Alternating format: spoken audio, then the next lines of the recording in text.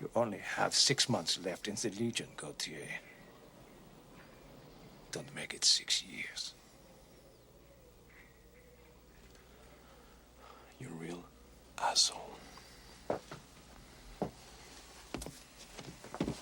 Is there a problem, sir? No. No problem. Desert fever, this is your real problem. Too many weeks in the hot sun.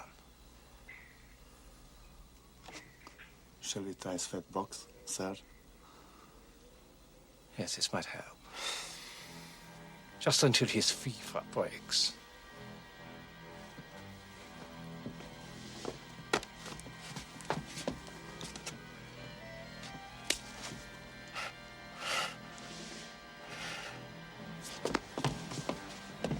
Cover your head, Legionnaire!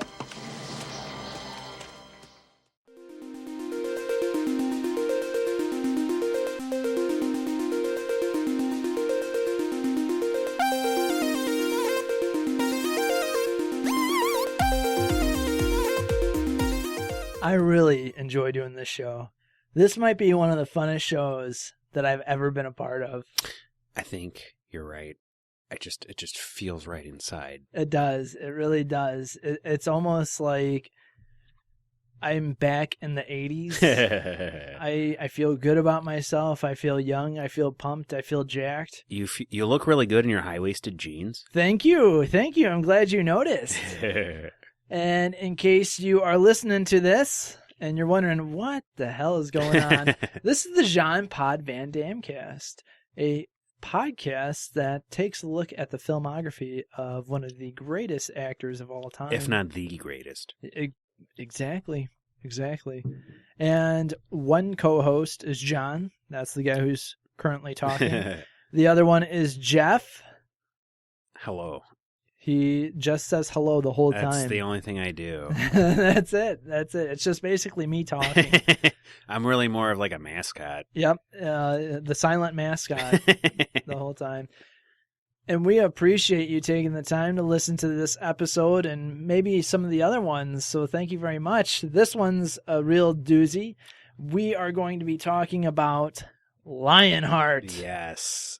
And man, this movie, it's a lesser known movie out of the Jean-Claude Van Damme pantheon.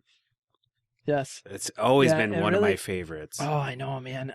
We had rented this one quite a bit as kids. Yeah, we really enjoyed this one. It was one of them, like, you really didn't expect it. And in a way, it was different than his other films. Yes, in a way. In many, many other ways. Yep. And in many, many, many other ways. It was very, just very like much like other films. Bloodsport, yes. Yep. Yeah. So much so that there's a bit of parallels in this film compared to some of his other ones. But yeah, we'll get a little bit more into that. I was scared because I haven't seen this movie in a long time. I was scared. I was like, man, I really hope that my nostalgic view of the film stacks up. Yeah, dude. Compared to like other movies that we had watched, it really did. It really did. Yeah, like I felt that the production values, the acting was surprisingly good in this movie. Yeah, man. Yeah, it is really surprising to see how, like, mainly compared to Cyborg. Like Cyborg, I was just like rose tinted glasses throughout most of the film. Like, it's still a delight. Oh yeah. But this movie, I still say it. Yeah, this one you could actually sit down with someone. They'd be like, "That wasn't half bad." Yeah, like I'm never gonna watch that again. But that was the pacing, I think, the pacing of the film. Yeah, dude. Yeah, for real. And it's 1990, so we're going into we're hitting that decade. A new era, which surprisingly, it's not all neon or anything like that yet. But this film is about Lyon Gaultier. He's a deserter in the Foreign Legion, arriving in the USA entirely hard up. He finds his brother between life and death and his sister-in-law without the money needed to heal her husband and to maintain their child. Pretty sure he found his brother, was past dead. The point of life. Yeah.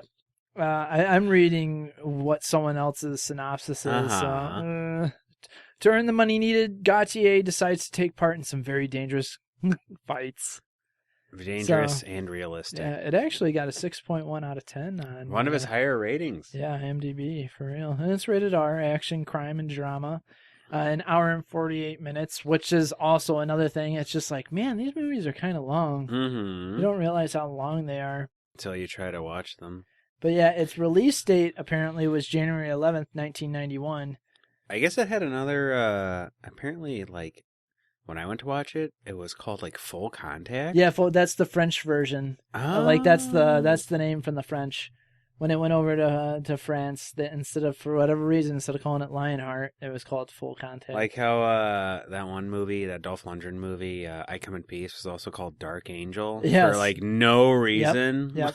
So, yeah, Full Contact, whatever, for all you crazy French foreigners out there. It's weird, because, like, that's not a French... You'd think it'd be called something in French? Yeah, you would think so. You would think it would be, or at least they would call it whatever the French equivalent of Full Contact is. But no, it's actually just Full Contact. But yeah, there's let's see.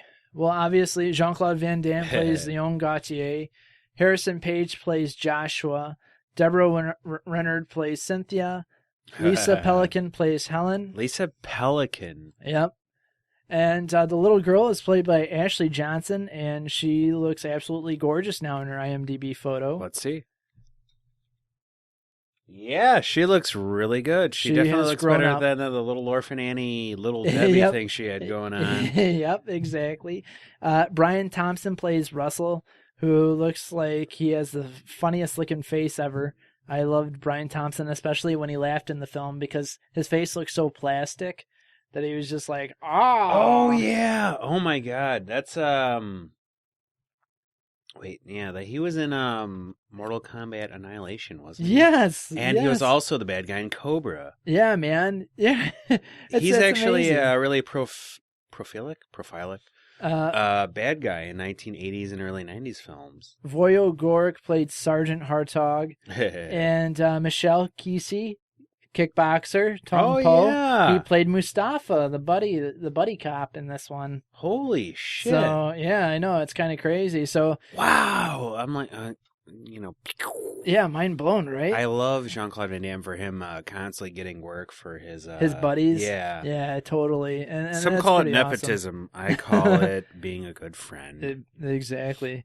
So yeah, we got to just take a look at some of the filmography of Brian Thompson, who played. He was, kind of one of the antagonists, and that's kind of weird to say because it was like he was like a bodyguard, but he wasn't at all. He was for like Cynthia. He was like an administrative assistant for Cynthia. Yeah, yes, exactly. He was an administrative. That's assistant. funny because like he looked really big and threatening. He was like a foot taller than JCVD, but like all he did was he delivered lines. It was a really unusual role for him. Yeah, because like normally, well, like in Cobra, for instance. He played the leader of a serial killer death cult in Mortal Kombat Annihilation. Yeah, he played Shao Kahn. Yeah. Right, exactly. He's played a Klingon in Star Trek: The Next Generation. This is absolutely amazing. Jeff does not have IMDb out in front of him, and I do. I didn't even know the actor's name. I just happened to. You know exactly. He's one of those guys. He has one of those faces. Yeah. Like, I know where you're from. You've done this, and this. Oh, he's also played a Jem Hadar in Star Trek: Deep Space Nine. Oh, that's awesome. I believe he had his neck snapped in that episode. It was very sad. He's actually he's had a lot of roles in Star Trek. He has a lot coming out too, man. He has 5 films already released for 2017. Really? Yeah. How old is he now? He's got to be in his 50s. Yeah, I think so. I think he's 57. He's a good actor. I mean, in this movie, he was one of the better actors. Yeah, not at all. He's not a bad guy. He was in Dragonheart as Brock. Dragonheart, is that a sequel to Lionheart? Oh, man. That's how they got him to play in this. He was just like, oh, sweet, a sequel, okay. Oh, wait a minute. He was Buffalo Bob and Joe Dirt as well. I forgot about that. So Buffalo Bob. yeah, he's played in some decent movies. He's in All right. I did not know that this was The Expendables, which is obviously some parody of The Expendables. Oh god, it's probably from like the Wayans brothers. Yeah, that's what I'm thinking. He was in Chuck. Man, he's just in a lot. Look up his IMDb. He's in tons of stuff, tons of TV. What's his name again? I Good know. I for realized him, I have an man. encyclopedic knowledge of his face, but Brian Thompson. Brian Thompson, great actor. Yeah, man. Ashley Johnson, who plays the little orphan Annie in this film, she was in The Avengers. She was the waitress. She actually was in The Last of Us, the video game, as Ellie. She played Ellie in the video game. Oh wow! So, there you go. Blind She's Spot. getting good work. Yeah, man. She has over 121 credits to her name, so she's doing something, right? Oh yeah. Lisa Pelican, Ellen. If you listen to Jean-Claude Van Damme's voice, she was in 10,000 Days. That's basically the only thing that they have of her being like, oh, hey, this is what she's in. Let's see. Strong Medicine, Law and Order. That She's makes done sense. The Guardian, Color of Justice. Not terribly too much. It's kind of Return to the Blue Lagoon. She was in Return to the Blue that Lagoon. one. So yeah, there's not so much now in the late 2000s, but she's still doing work though. She does have 2017 thing to her name. Probably Cynthia. still looking great. Oh yeah, yep, she does. She ages well. Deborah Renard, who played Cynthia in the film. Oh, she was in Dallas. That's kind of crazy. Was she a strong-jawed woman number 3? No, she was Sly. Oh. So she was in it for a while, man. She's in 186 episodes of Oh, Dallas. so that's probably what she's famous for. Yeah, she was in Silk Stockings. Oh, Silk Stockings. I remember not being allowed to watch that show. She was in Freddy's Nightmares, the TV series. Oh my god, I never got to watch that show. I know, I wanted to. Land of Doom, Hardcastle McCormick, Days of Our Lives. That makes Tech sense. War, Kung Fu, The Legend Tech War? Continues. She was in Tech War? Yep, she was in Tech War. Yeah, man, she was in... Prolific career. Yeah, she was in Kazam with Shaq. Oh, that's awesome. But she wasn't in Kazam with Sinbad. Oh, yeah. I feel like Kazam or Shazam? You said, wait. Whatever. It is Kazam. Yeah, Shazam was the one that never happened. Yep. I still feel that the whole Kazam thing is just because of the Shaq movie. Yeah. And people are just racist.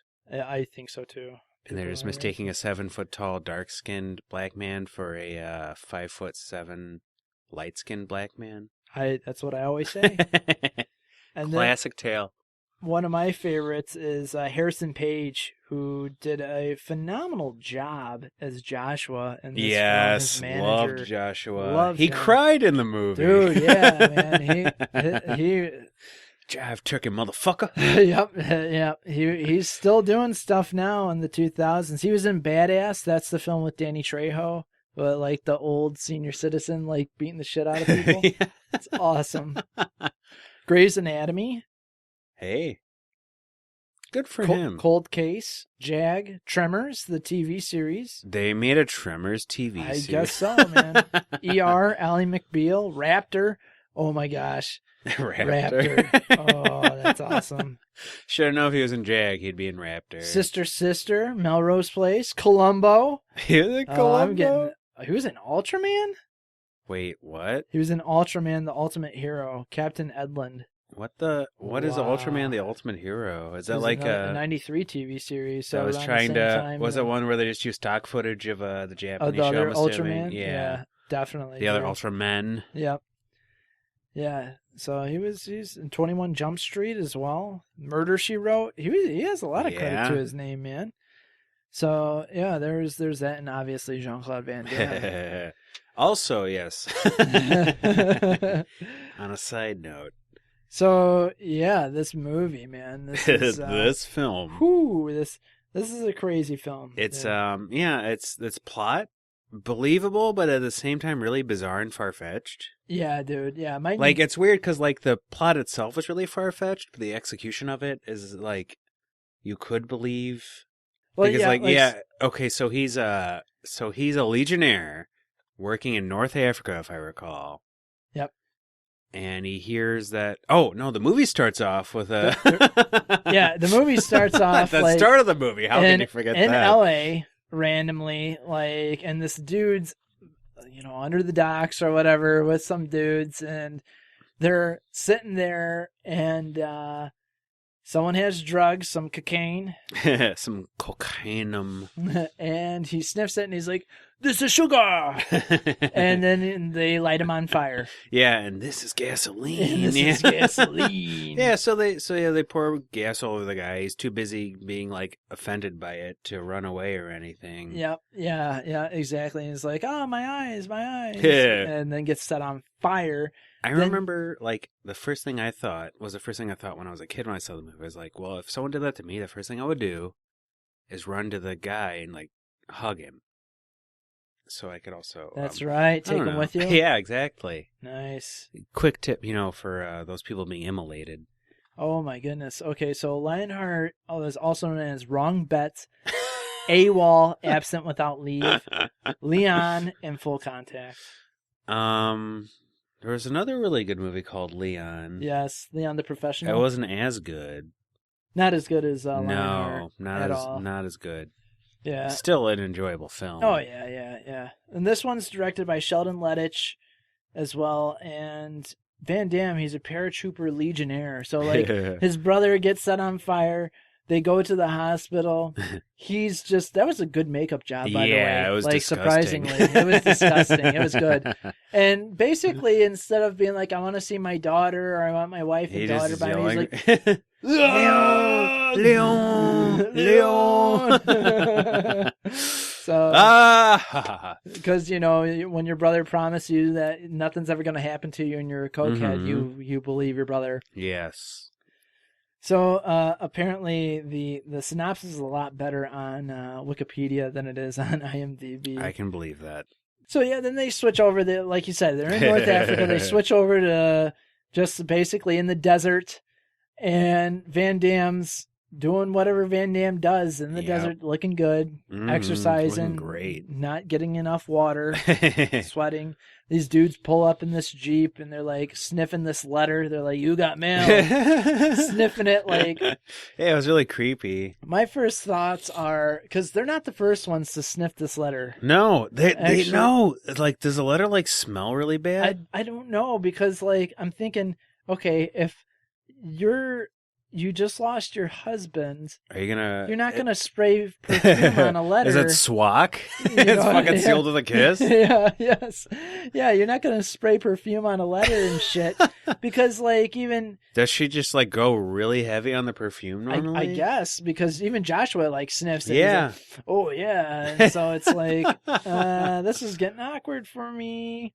And yeah, this is definitely the Foreign Legion because everyone has a different accent, man. Yes, there like was the high commander, German. Yeah, the German. The commandant. That Der Karmazar. Yeah, Der Karmazar. the Eastern European accents. It was all over the place. There was an Italian, I think, too. Yeah, man. Yeah, it was definitely the French Foreign Legion. And so, what do you do when apparently they won't let you out to see your dying brother because that just makes no sense to me? You pull a blood sport. And you start beating the shit out of people. Yep. And stab a guy through the hand. Yep, and knock down a guy, do a leg sweep on someone, steal kick a over Jeep. A couple platforms. Yes, yep. And then, that's a motif in the film. Crash through the fencing too. Yeah, that was some shitty fencing. Yeah, those man, French that was some Foreign Legion guys. They just showed why they're weak. Yeah, if there's anything I think about when it's the French Foreign Legion, it's just sloppiness. Yep, total sloppiness. I'm the same way. Always letting dudes go AWOL. It's kind of crazy. Yeah, if only they'd had Forrest Whitaker. Exactly. A very young Forrest A very Whitaker, young Forrest Whitaker. struggling to eat with chopsticks. Mm-hmm. Who's like, this stuff is great. So, yeah, he escapes, and the one thing that I think automatically is, like, obviously his Jeep, like, runs out of gas, but then he's kind of, like, wandering through the desert, and he finally finds, basically, the coast. Mm-hmm. The next scene shows him wearing brand new clothes. Yep. So where did that happen? How did that happen? Where did that come from? It's his coal shoveler's uniform. I was going to say, and then he takes off. And he has to be shirtless, shoveling coal, so that we can all feel bad about ourselves. And all our lady friends can get all hot and bothered. I also noticed that even when dirtied with coal, the bump on Van Damme's forehead still remains clean. Yes, and it glistens. Yeah, it was absolutely spotless. Spotless. It really was. And they're like, "What are you doing above deck? I said you couldn't get above deck." And so the captain really hated Van Damme, and for whatever reason wanted him to get the black lung big time. I feel like at this point Van Damme was establishing himself as a person who doesn't like authority figures. Yes, man.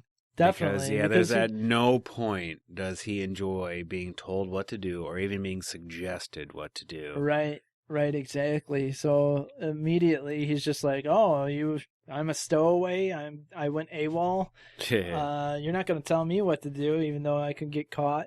So then he basically threatens the dude. Well, he doesn't just threaten him; he fucking punches him. Yeah, he man, punches him in the gut and yeah, he does. Goes all Suge Knight on him. And that's what I was like. Yeah, he's hanging him over side of the boat, and you're like, "Really? This is happening? You're going to do this to You're this supposed dude?" to take me to New York. Or no, it was LA. And then they were in New York. Because you see the World Trade Center, never forget. And he decides to become an Olympic swimmer. So, like, after Van Damme beats up the captain, even though the captain, like, threatens him, saying, "I'm going to throw you overboard." And let him know that, them know that you're a deserter. And yeah. Okay, whatever. I'm just going to be in an undocumented immigrant. swimming to the shore. Yep, and that's exactly what happens. And that's how it happened. He just jumps over, swims to the shore, and the look on the homeless dude's face when he sees him, he's kind of like, "Huh?" I was like, I'd had the same exact look on my face.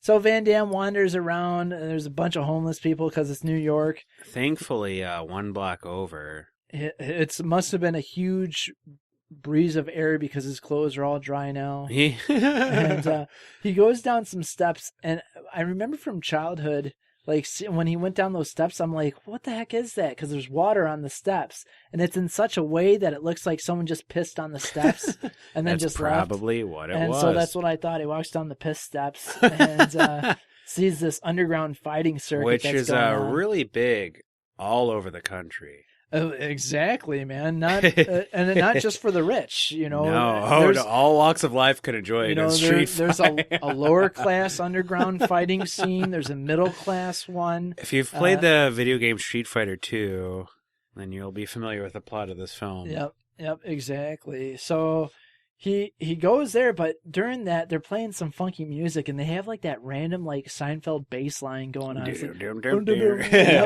so I'm like, wait, didn't he need like $2 to make a call to? He needed $2 to make a call, and he's like, "I need to see my brother," and she's like, "Your brother could be the mayor," and I still don't care. Too much sass. Yeah, too much Not sass enough in New class. York. That's what I always say: all sass, no class, New York. So. Yeah, they find this homeless bum fights before bum fights was a thing, and he decides no tattoos on the forehead. He's gonna join. He's gonna join in, and decides he just beats up this poor dude and gets his money. This poor 300-pound huge guy. Yeah, this poor dude who's probably just eats nothing but chicken breasts and brown rice, who looks fit as a fiddle. But Van Damme, of course, being Van Damme, knocks his block off. Oh, yeah. But if you thought that was great, the rich underground fight scene is even better. Oh, man, those evil yuppies, like the one high-class yuppie who got blood splatter all over her face, and she wipes it off and licks it. Yeah, man. Oh, yeah, enjoy your hepatitis, lady. That's exactly what I was thinking. Can't catch it twice. She totally was like, "Oh, I'm hot for this." There are yuppies all around. They're in some parking structure. This dude made me realize that I need to start fighting in a leather vest. That guy in the leather vest. He had this leather vest on. He's no beating shirt the shit underneath. Out of a dude. And he's pretty And badass it until has he the meets... first junk destruction of the movie. Yep. I believe it was the first of That might have been like actually. I think there were 3.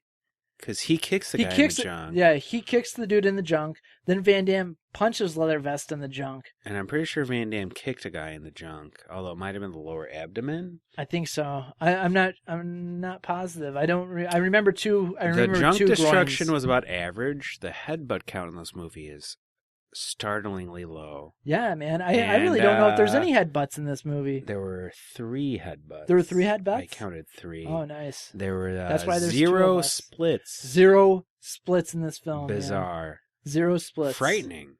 Yeah. That's why... I didn't know we were going to get into stats so quick.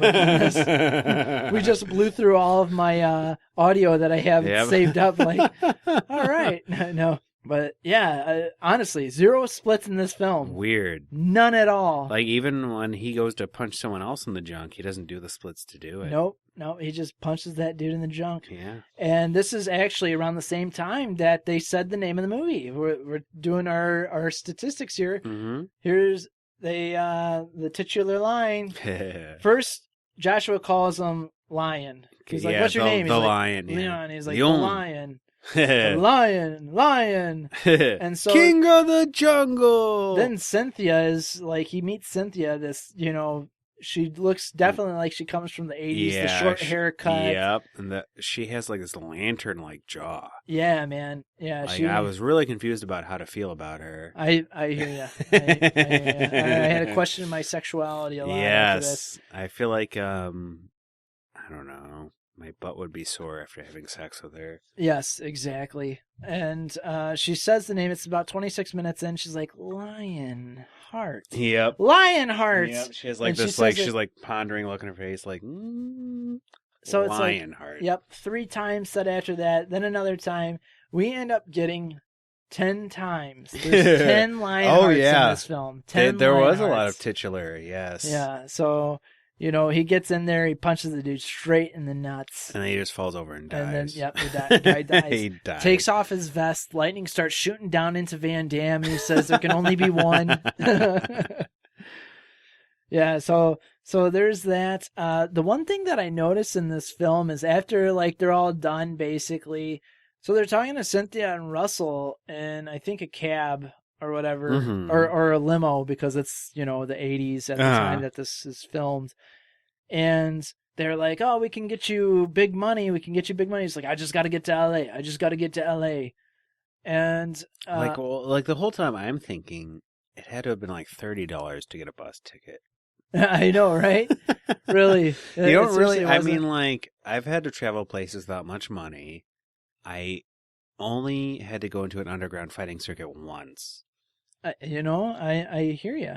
I just felt like this is a really convoluted way. Those great $2 trips to Chicago from He Detroit, could have fucking hitchhiked. Like. Yeah, he really could have. But then, we wouldn't know that he is the Lionheart. That's true. And he also wouldn't have made like $250,000 and... Yes, exactly. Spoiler alert. Oops. So they need to make a phone call again. And they're wandering. He and Joshua are wandering. His hustler friend with a really fake gold tooth. Yes. And like, yep. Oh god! And just all of a sudden turns into the Warriors when they go to use a payphone. I was just gonna say it basically. Yeah. And so they're like, "Hey, you can use my phone," and they're gonna jump them. But Van Damme and Joshua actually beat the shit out of all the guys. But I also noticed it was kind of a little concerning because this film had a lot of white on black violence. Yes. And it was I noticed that too. There was basically all the black guys got there were jobbers, yeah. Yep. It was like very SD Jones. So like and Van Damme was King Kong Bundy, so it was a little concerning. I'm not gonna lie. It was bizarre. Are you trying to get away because like Joshua's your buddy and he's black? Is that what you're? Oh no, this is fine. It's a diverse fighting movie, but it was a little. Yeah, like all the characters, every black fighter in the movie, none of them won. No, except for the black on black one in the beginning. Yeah. And then if you notice, the one who lost had a darker skin tone. Yeah, so this movie. Really, the movie's a triumph. Of So- the movie's the birth The of a Birth of a nation, Nation, part 2. So, yeah, they get to L.A. randomly after the phone beat up scene. They're in L.A. Yeah, and I'm like, they how called the a hell cab did to you- L.A. Yeah, I was like, how the hell? Like, did you just take a cab to L.A.? You're like, you know what? We got $5,000. Just I'm take just a cab ride to yep, L.A. That's it. And because he can't jump on a plane because he's wanted. He doesn't Yeah. have any identification. Yep. Well, even though it was the 80s. Yeah, they're in L.A. He sees his brother, or no, he doesn't see his brother. He sees his, yeah. He sees the doctor. His brother's all dead and His shit. brother's dead. Doctor lets him know. Van Damme starts crying, but it's simple tears this time. And I thought it was kind of weird that this time he cries only a couple It tears was of understated. his brother's death. Yeah. But in Kickboxer, he's sobbing because his brother's paralyzed. Yes. Well, his brother in that one was a more. This one, he's a compartmentalized, internalized when it comes to emotion. You can tell. Yeah. His emotions, they don't come out in ways. He's very introverted. Yes. Even when he drinks, like he's very Right? It's not the- succinct and This is why Van Damme's a great actor. Yes, He can play, not only exactly. can he play an extrovert drunk who dances and beats He- the shit out of people, Yes, he can play an introvert drunk who keeps his emotions buried on the inside of him and doesn't want to talk about what's going on and doesn't lose it when he gets drunk. Instead, they get a limo. I do feel that he played his role well. His character was supposed to be a person who had seen very difficult times Yeah, man. and Yeah. kept his cards close to his vest. And, he very rarely displayed emotion, which isn't what I feel was a failing on the actor's part, but a triumph on the actor's part. Right. Yeah. It really is. Like, It's especially kinda when you surprising. see the face-off between him and his brother's ex-wife. Yeah. And they talk Yeah, about, that was it was actually really It was well actually done. really well done. Exactly. I agree with you. Like, the acting in this movie is probably the best acting I've seen in a... In a Van Damme yeah, film? to date. Yeah, honestly. Like when I watched it, I was really surprised. Really surprised I at think the it's acting in this on the film. part of the director Yeah. that really helped. Yeah, it really you had a lot of people with strong backgrounds. Yes, in it a lot as of well. good, a lot of good acting chops involved in this movie. Surprisingly good. You also had a doctor who was really good at violating the HIPAA policy. Yeah, like, the "All right, Hippocratic Oath. Let me go tell you your brother's wife's address, Yeah, even though I you give have her no his address, identification. And I know that I He I was couldn't convincing, tell. though. He was convincing. I want to see my brother. I want to see my brother. And then we get Lionheart set again during this time. Van Damme loves these self-contemplating walking scenes. Yes. 'Cause we have another one this time in L.A. And I realized, I'm like, man, I've never realized how many times he's done these. Yeah, it's basically in funny. I every- mean, it was kind of a every it was movie something so that was far, popular basically. during that time. Yeah. But yeah, he definitely needs to clear his head a lot. I think that's something that he does in real life a lot. Yeah, man. Probably. I need to go get some air. Yep. He goes and he sees his sister-in-law, Yes. and she basically hates him. yes, for a lot. Problems that aren't really his to be blamed for. The problems that she had with him, I feel, were transference. Although, Exactly. It was totally transference. Although him not being there for his brother as his life spiraled to hell would be something that you could blame someone for. Although that's a classic life in the military or life, abroad Mhm. for a career thing. Like, it's a real life story, which adds a touch of realism. Oh, Because, yeah. I mean, there is a lot of stories of people, And I did like, too, that they made mention in this film, like, even the director, it must have been him or the writer or whoever get together, they don't beat around the bush. They're like, oh, yeah, his brother's French, obviously, too. Uh-huh. Yep. They throw French in the film, just little stuff under breath. Some of it's very simple, easy. But, like, also the fact that it's like, hey, we know Van Damme has this accent. Uh-huh. So there's a reason why. And so I really like that connection that they did, whereas, well, With Arnie. yeah, You should not drink and bake. He just happens to, or Sean Connery, the Russian Soviet Oh yeah. submarine commander who has a thick Scottish accent. Yep. I mean, that's just, how can you, I mean, why question? How can you question? Well, exactly. How dare you How question? dare you? So Van Damme basically gets kicked out of the apartment. Yeah. At this time, though, he meets little orphan Annie, his niece, and they do this bit about strangers. And it's weird because, like, it's funny because, like, the acting choice, they picked a redheaded actress to play his sister-in-law, and the actress who plays his niece is also a redhead. Right. Which is an unusual thing you have Yeah, in a movie. exactly. It's something that you don't really think about because you'd be like, oh, no, she just has her dad's hair. That's why it's brown or whatever.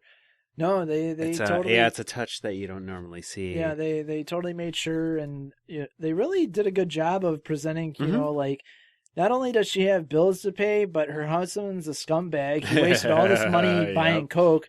They're in the slums of L.A., basically, in these, you know, Rackshaw apartments. What a really asshole slumlord. Yeah, the slumlord, man. He really is like... Yeah, he was not very understanding. No, not so... He even asked Van Damme if he lives there, and he's like, oh, whatever.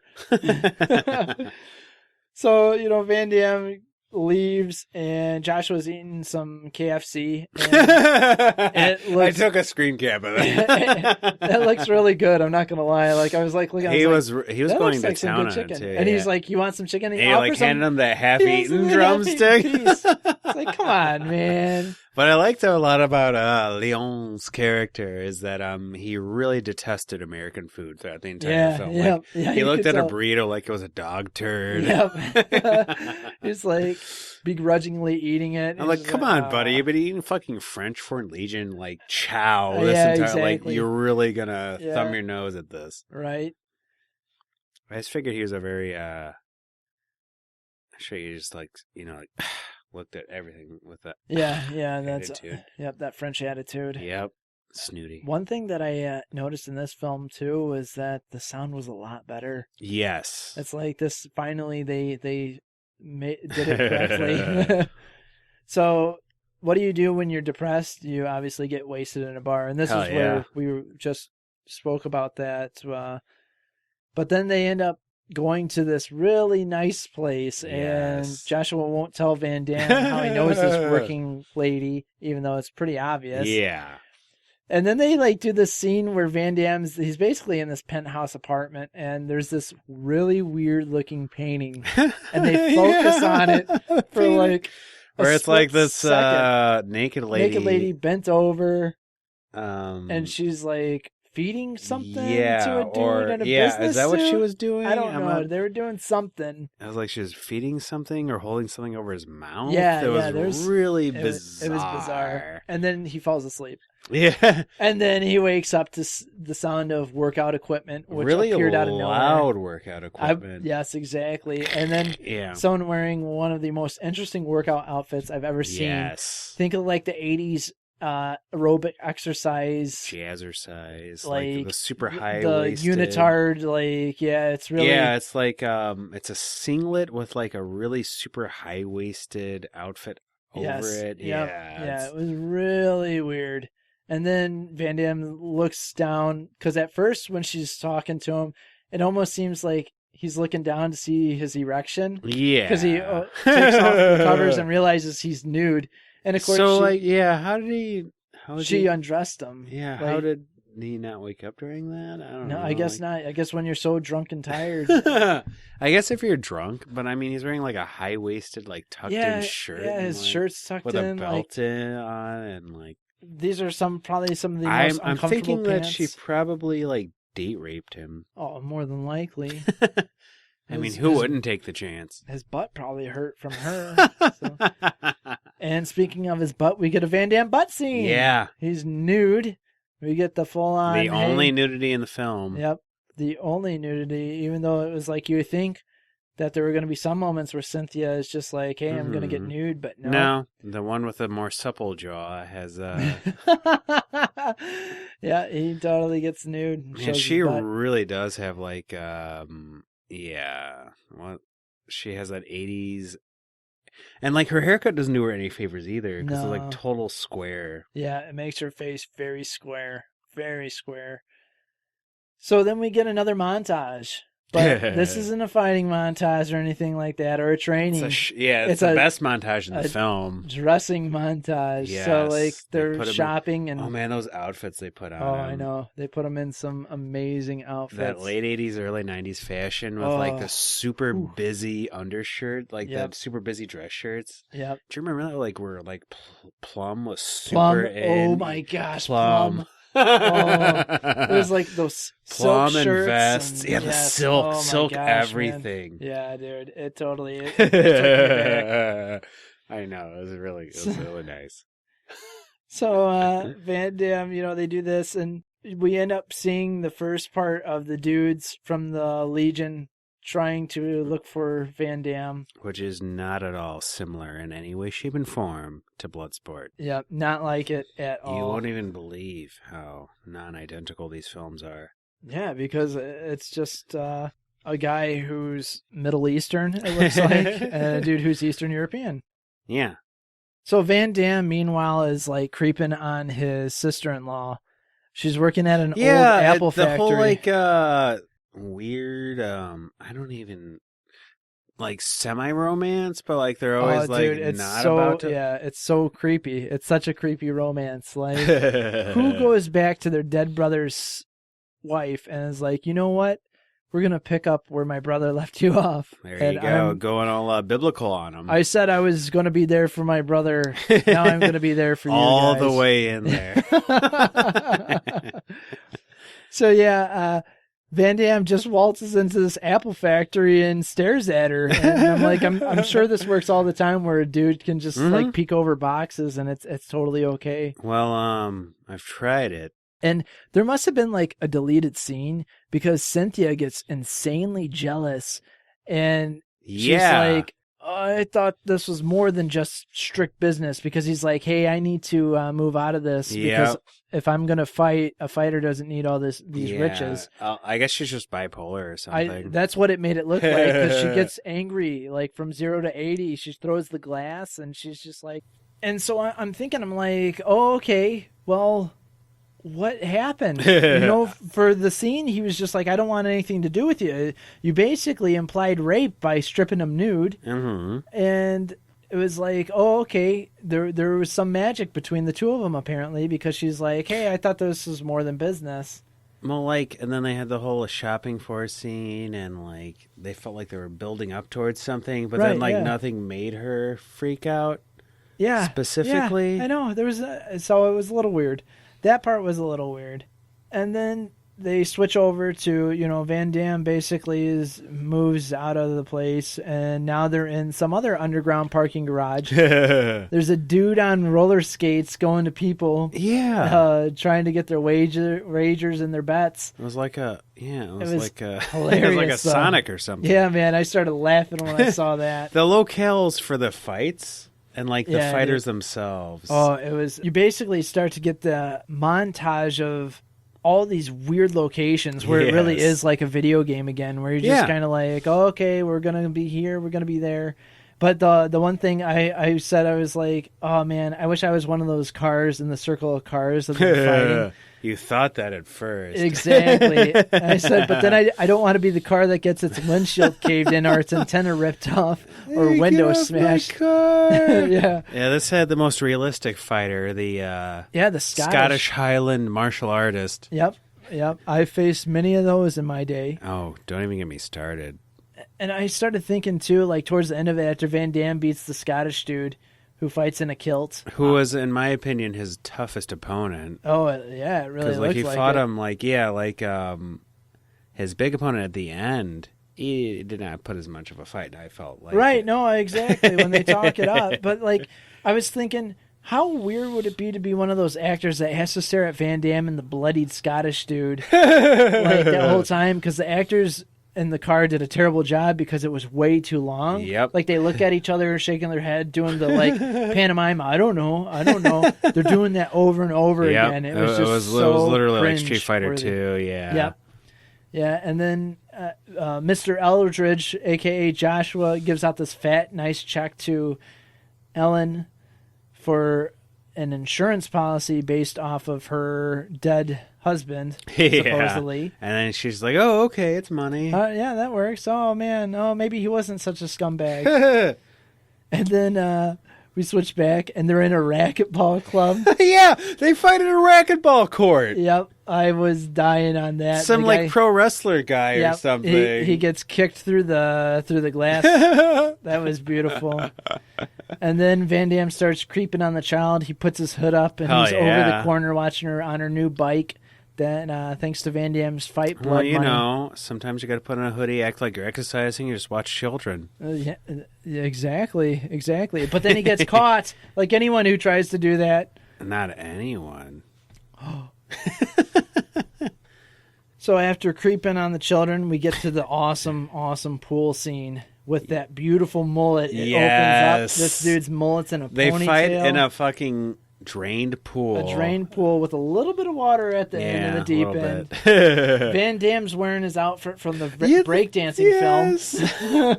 The singlet. The singlet, yeah. And then the other dude comes in wearing it. I was thinking, man, fighting in an empty pool would really, really suck. Yes. Doing anything in a pool that's empty would suck. Yeah. The odd flooring and all that. And basically, the dude just tries to drown Van Damme. Yeah. And I was like, Van Damme's winning, and then he throws the guy in the deep end with the water, and then Van Damme jumps goes in yeah. after him. Idiot move. Silly goose. But that knockout, though, man, he does that knockout like that upper elbow to the dude. Oh, the weird floats. elbow uppercut. Yeah. And then he floats saves his life. He does lifeguard duty. Yep, exactly. Pulls him out. And Cynthia just gets really jealous throughout this film, man. She gets jealous even more. She's like asking Joshua, "Who's this woman?" And Joshua's like, "That's his sister-in-law, dude. Calm down." Is he fucking her? Yeah. Yes. Which, they're swearing in this, but like that one was just awkward. Yeah, is he fucking her? It was really, I don't know. The emotions in it were really, it's starting getting all like Lifetime original movie. Yeah, dude. Oh. And then finally the guys catch up to Van Damme and they're like, you're coming back with us. And can you really blame the guys for trying to do their job? The Legionnaires? Yes. Yeah. Yes, you blame them, definitely. Easily. So Van Damme does what he does to them like he did in Bloodsport to Forrest Whitaker and escapes. Not as well, though. No, definitely not as well. He cracks her. He gets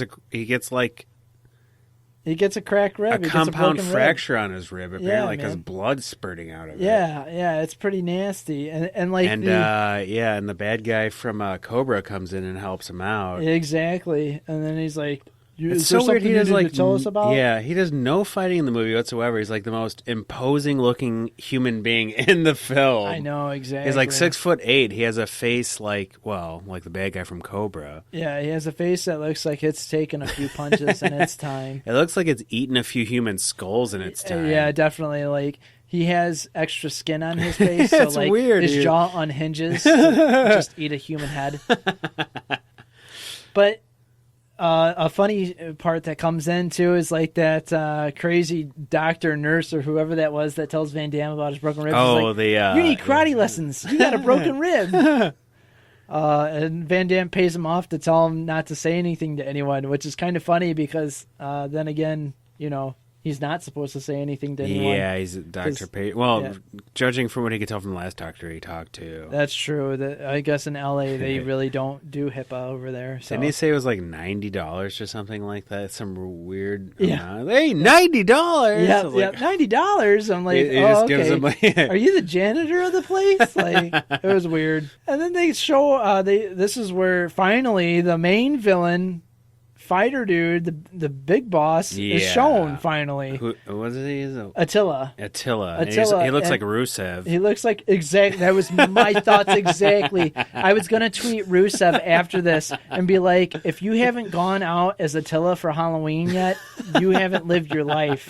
Because holy crap, that looks exactly like Rusev. He looks just like Rusev when he goes goofy chops. Yeah, man. Yeah, he looks Rusev amazing. was probably the least Not that he's like that terrible of a villain, but he was definitely not the most intimidating out of the JCVD pantheon. Right, exactly. Yeah, Attila he didn't really have much going for him. Well, I mean, he was, and the thing is too, while they're doing tape watching on him, dude, they talk about it like the dude likes to play cat and mouse and let the guy punch him and punch him and punch him, and then he kills the dude basically. But it's almost like they were like, hey, we're already running close to 2 hours. We gotta cut the scenes on Attila because like there's not much of it to him. They're like, oh, okay. And so then Cynthia has to try to convince these guys from the UK. I don't know what part. I don't know if they're Scottish. I don't know if they're English. I don't know. They're foreign. They're. I think some of them were German too. Yeah. So she's trying to convince them basically who to bet on. She wants them to bet on Lionheart due to emotional investment, I guess. Yeah. So that there's really no evidence to support that he would lose. She didn't know that he had a. Oh wait, no, she did know that he had a cracked rib. Yeah. She knew. She knew something was up. And she knew Attila was basically going to destroy him. Here's where the movie starts making like nonsensical turns. Yeah, it gets really. No, not here, but at this point they become more evident. Yeah, it gets really awkward because this is where Van Damme really starts to lay on like the romance with Helen. Yeah, because he's like just like cupping her cheek and it's like, okay, are you trying to kiss her? Are you? Yeah, what are you trying to do here? And then like his manager. There's like the betting scene where he doesn't know who to bet for. Yeah. His manager recognizes the broken rib, so he's thinking, shit, who do I vote for now? Because this Attila dude's a bad motherfucker, and he knows how Cynthia screwed him over. It's revealed that he was, destroyed by Cynthia by betting, presumably by betting against him and putting him in a fight that she knew he couldn't win. And he got crippled that way. Yep, yeah, exactly. So how young was she at this time? I know, man. She had to have been like a teenager. Yeah, like was she like Paris Hilton at the time? Like this is where you get a ton of Lionhearts at. This is where like the count wraps up in this film up to 10. They're like Lionheart. This is where the vast majority of the headbutts happened too. Yeah, man. And they were mainly Attila. I was gonna say, yeah, that's it. One of the cool scenes is Attila coming in. Carrying that cat. The cat. The fluffy cat. He's like groping. He's not really petting it. Yeah, he's just like grabbing and then this cat. Unclutching it. Oh, it's beautiful. And it's a sweet song, man. Like when they come in with No song. Mercy, winner take all. And then they start to fight. And it's really underwhelming. Like I remember as a kid, I thought this fight was really great. I mean, but it really wasn't. Yeah, it's a lot great. like. I mean, there's parts where he recognizes his ribs injured. Yeah. And he like points at it and does the naughty finger. He's like naughty, and then tries to beat him. But like Attila really doesn't get any good offense in on him. Not really. I mean, there was punch trading scenes where like they literally punch each other in the face 20 times in a row. Yeah. Like every real fight. Yep. They just punch each other they take turns punching each other in the face until one gets tired, until one's declared the winner. Yep. I found it kind of hilarious that they're in this giant tent in someone's backyard with all these rich people in tuxedos too. It was just this giant tent. And yuppies get their kicks off in weird ways. That's the main point of the film. Yep. And Van Damme's on the ground, and Joshua is basically trying to tell him to throw in the towel. And that's when he finds out that Joshua bet against him. He's like, look, man, I'll split it with you 50-50 if you just give up. And he's like, wrong bet. Yep, wrong bet. Yeah, like you put this money in to support your brother's widow, and you're just now at this point you're just like right. I know. Which I also thought that was pretty funny too. When he tells Joshua in the beginning before the fight that he pulled out all his money and he bet on himself. I was like, you idiot. Yeah. This is an illegal gambling circuit. You bet against yourself and then you lose. Yeah, really. Especially if you're doing this for your niece and sister-in-law.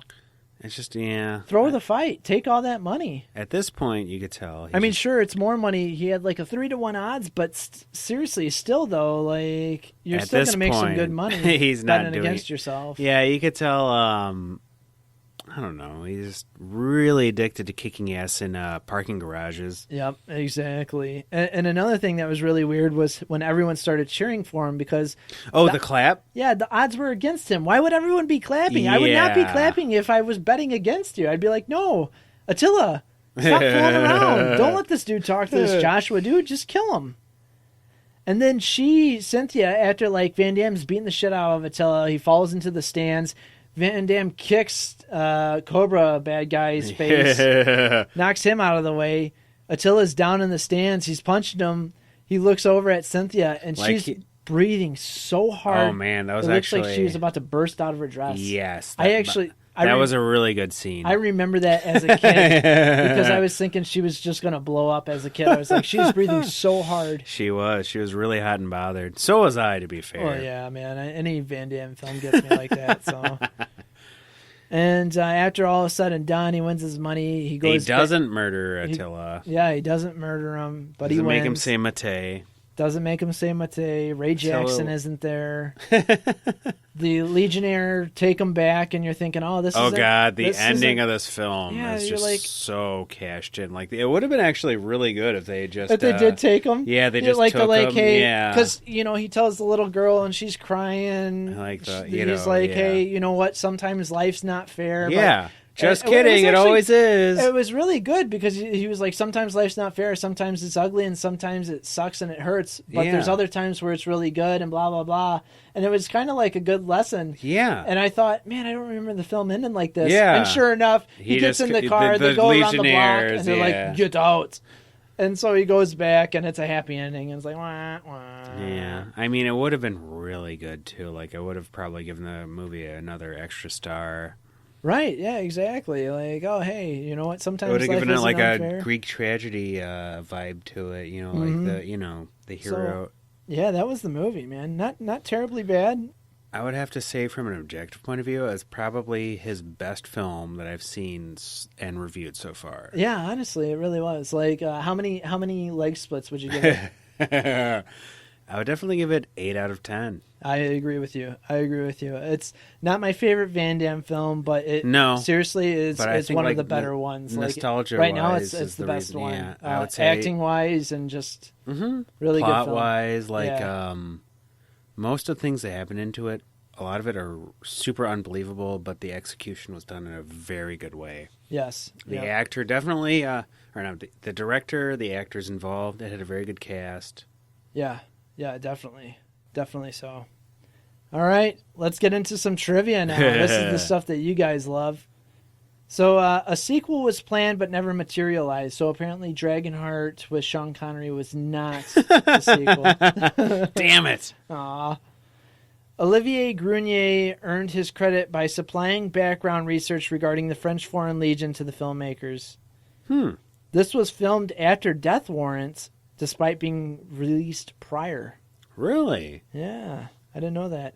A trailer for the film, seen on various VHS releases from Imperial Entertainment, which produced the film, makes absolutely no indication of Universal Pictures' involvement in the film, since Universal would eventually become the U.S. distributor only later in the process. Really? Huh. And this one is a little bit more in detail, but I already said this. The film named Lionheart has also been known as AWOL, Absent Without Leave, Full Contact in France, and Wrong Bet in Australia and other territories. As Wrong Bet is the original title under which it was written and initially produced and filmed. Wrong Bet was also the name of the production company. That's awesome. Huh. So yeah, and then we get into some quotes. There's not terribly too many quotes. We're already running pretty long on this. I'm kind of surprised this review went longer than I thought. Joshua, the guy's wearing a damn skirt. Leon, he's from Scotland. Joshua, Scotland? Scotland shit. Kick his Scotland ass. Pull off his damn skirt. I'd like to see if you got any drawers on. And so they did. Sometimes life is ugly and stupid and mean. The whole bet is on Attila. Wrong bet.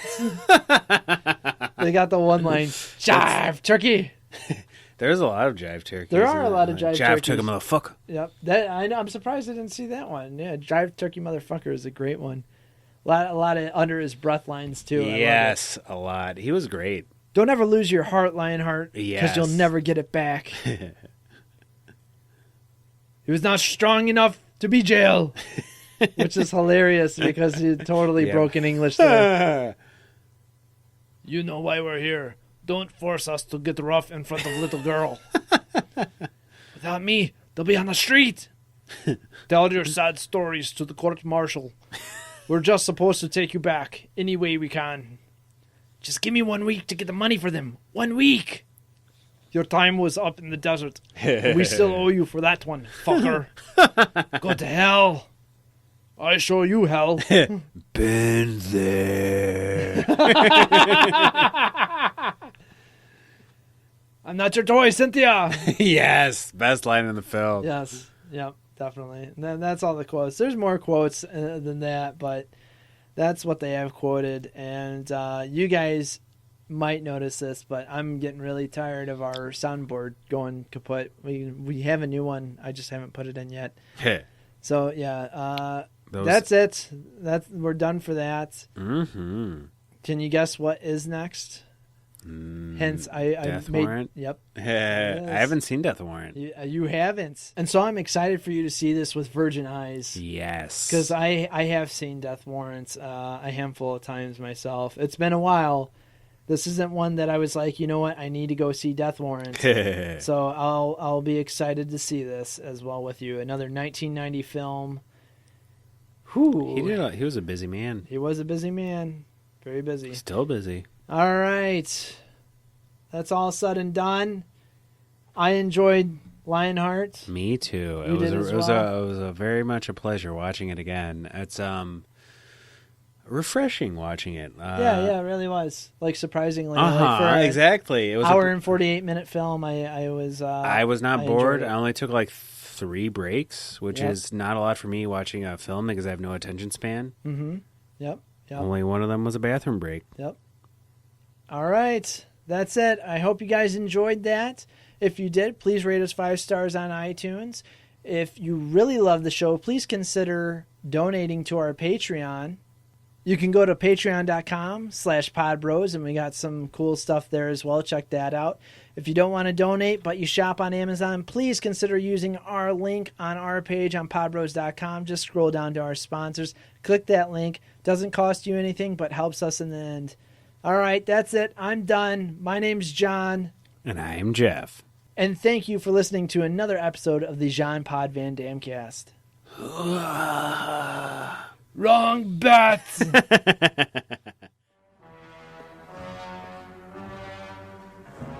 Lionheart, I told you the way this shit did me. Don't let it do you, man. Stay the fuck down. Come on, man. Come on, look. We don't need the money, man. I got us a deal. I told you, 50-50 all the way down the line. Well, I'm gonna split it with you, man. 50-50 all the way, man. Just like I said I would. Look, it's on him, man. The whole bet's on Attila.